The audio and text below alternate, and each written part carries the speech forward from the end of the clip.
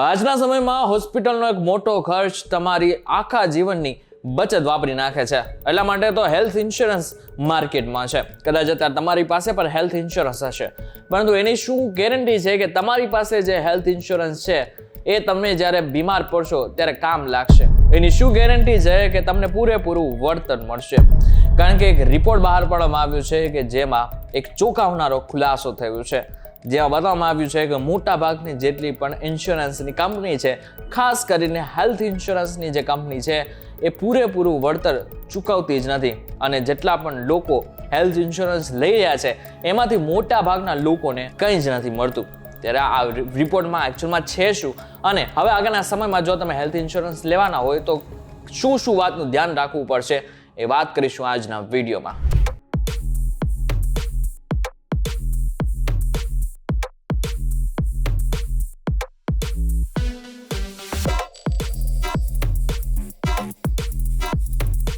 Welcome back focus VTV ગુજરાતી.com પર તમે જોઈ રહ્યા છો ડેલી ડોઝ અને હું છું આપનો દોસ્ત કરણ ચડોતરા.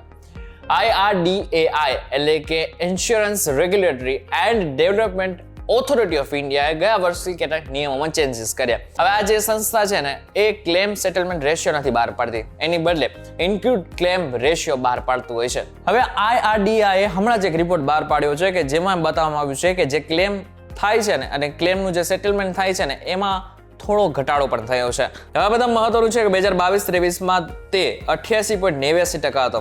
હવે તે 2023-24માં ઘટીને 88.15% થઈ ગયો છે. આ સમયગાળા દરમિયાન વીમા કંપનીઓએ કુલ 2.69 કરોડ સ્વાસ્થ્ય વીમા દાવાની પટાવટ કરી છે. અને આ ક્લેમ સેટલમેન્ટમાં કંપનીએ 83,493 કરોડ રૂપિયાનો ખર્ચ કર્યો છે. આમ જોવા જઈએ તો દાવા દીઠ સરેરાશ ચૂકવણી 31,086 રૂપિયાની હતી. હવે આ બધામાં હું એક શબ્દ બોલ્યો, ઇન્ક્યુડ ક્લેમ રેશિયો. હવે ઇન્ક્યુડ ક્લેમ રેશિયો શું છે એને થોડુંક તમારે સમજવું પડશે. હવે આ જે ઇન્ક્યુડ ક્લેમ રેશિયો છે ને એટલે કે ICR છે એનું યોગ્ય સંતુલન હોવું જરૂરી છે. તે વધારે પડતું પણ ન હોવું જોઈએ અને બહુ ઓછું પણ ન હોવું જોઈએ. હવે જો ICR 110% છે ને તો હવે કંપની ખોટ કરી રહી છે, એટલે કે જેટલા પણ ક્લેમ આપી રહ્યા છે એના કરતા વધારે એ ચૂકવણી કરી રહી છે. આનાથી પણ વિશેષ જો ICR 85%ની આસપાસ હોય તો એ માનવામાં આવી રહ્યું છે કે કંપની બરાબર કામ કરી રહી છે.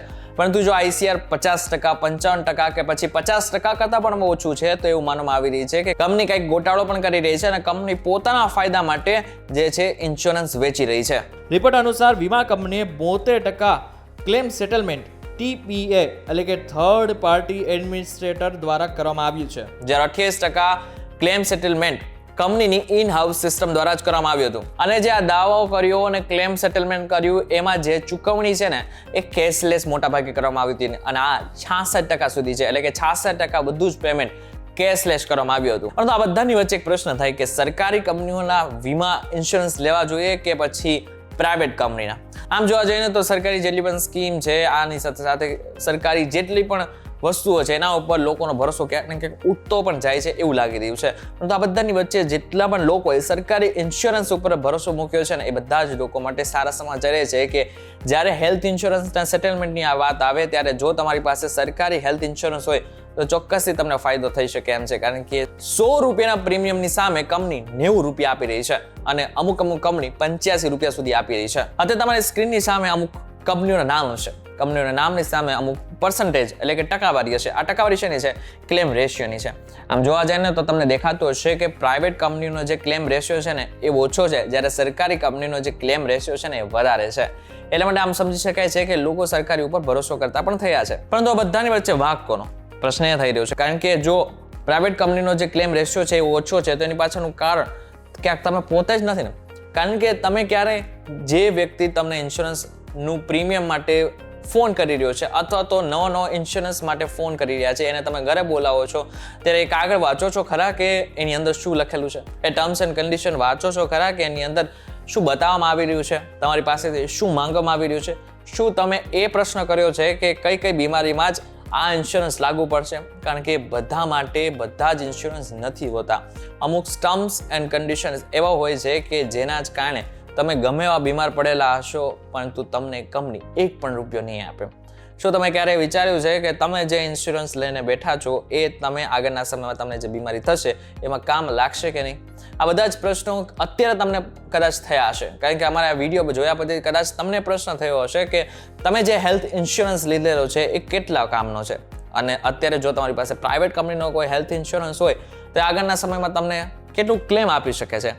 અત્યારે મેં તમને એકચ્યુઅલમાં સરકારી કંપની અને પ્રાઇવેટ કંપનીના જે હેલ્થ ઇન્સ્યોરન્સ છે એ ક્લેમનો રેશિયો એમનો કેટલો છે એ બધું જ વસ્તુ બતાવી દીધી. ભારતમાં 57 કરોડ લોકો પાસે અત્યારે સ્વાસ્થ્ય વીમો છે, એમાં પણ 12% એવા લોકો છે કે જેમની પાસે પ્રાઇવેટ કંપનીનો વીમો છે.